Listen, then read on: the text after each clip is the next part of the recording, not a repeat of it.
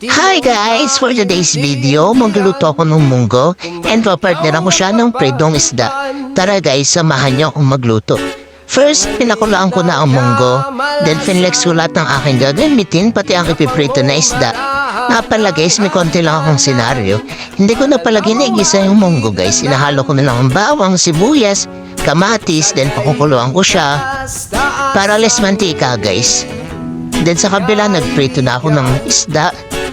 Nagdalagay pala ako sa munggo ng kalabasa guys, para more gulay, more healthy.